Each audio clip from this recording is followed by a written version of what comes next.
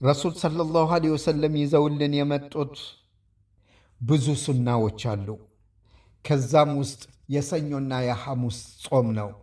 ከወር ውስጥ ደግሞ አያሚል ቢድ ብለን የምንጠራቸውን 13፣ 14፣ 15 ቀናቶችን መጾም ነው። ሌሎችንም ቀናቶች ጾሙ ያሉትን ቀናቶች መጾም እንዳለብን ነው። ለምሳሌ ሰኞን ቀን ለምንድን ነው የምትጾሙ ብለው ሰሓባዎች ሲጠይቋቸው መልሳቸውም እንግዲህ ዛሊከ የውሙ ውሊድቱ ፊህ፣ ይህ ቀን የተወለድኩበት ቀን ነው ብለዋል። ሱብሓነላህ። እንግዲህ ከዚህ የበለጠ ጥርት ያለ መልእክት ምን አለ? የተወለዱበትን ቀን እሳቸው እንዴት ነው ያሳለፉት? በጾም ነበረ፣ በመውሊድ አልነበረም። ይህንን ልብ ማለት አለብን ማለት ነው። ይህ እንግዲህ ይዘውልን ከመጡት ሱናዎች አንዳንዱን ለመጥቀስ ነው።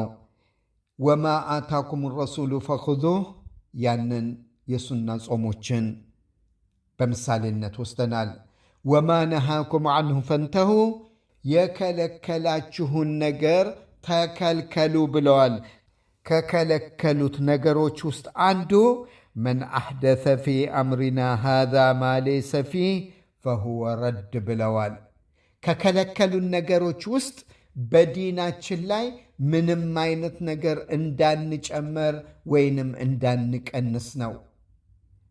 መን አሕደተ ፊ አምሪና ሃዛ ማ ሌይሰ ፊህ ፈሁወ ረድ።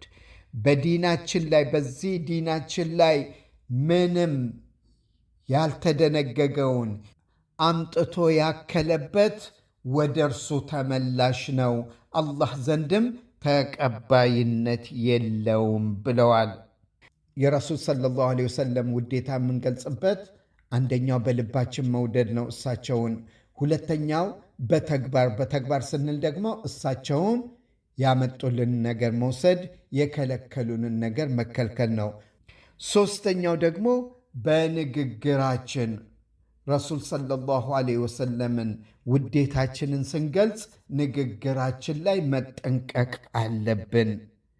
ረሱል ሰለላሁ ዐለይሂ ወሰለም የተናገሩት ያስጠነቀቁን ነገር አለ። ላ ተጡሩኒ ከማ አጠረት ነሳራ ኢብን መርየም፣ በፍጹም ከልክ ያለፈ ውዳሴ እኔን አትወድሱኝ። ልክ ነሳራዎች ዒሳ ብን መርየምን ልክ እንዳወደሱትና ወደ ጌታነት እንዳደረሱት ያንን ያህል እኔን እንዳታወድሱኝ ብለዋል። ዛሬ እንግዲህ በመንዙማ የሚባል መውሊድ ጊዜ ላይ በግጥም መልክ በአማርኛው የምንሰማ ሰዎች አለ፣ የምንታዘብና የምንሸማቅቅ ሰዎች አለ። በአረብኛው ደግሞ ከዛ የበለጠ ወደ ሽርክያት ረሱል ሰለላሁ ዐለይሂ ወሰለምን ወደ አላህ ደረጃ የሚያደርሱ ግጥሞች አሉ። እነዛን ግን አረብኛ ለሚገባቸው ሰዎች ብቻ ነው ግልጽ የሚሆነው። ይሄ እንግዲህ ረሱል ሰለላሁ ዐለይሂ ወሰለም የከለከሉት ነገር ነው። ላ ተጡሩኒ ከማ አጠረት ነሳራ ኢብን መርየም ብለዋል። አላህ ስብሓንሁ ወተዓላ ወደ ቀጥተኛው መንገድ ሁላችንም ይምራን።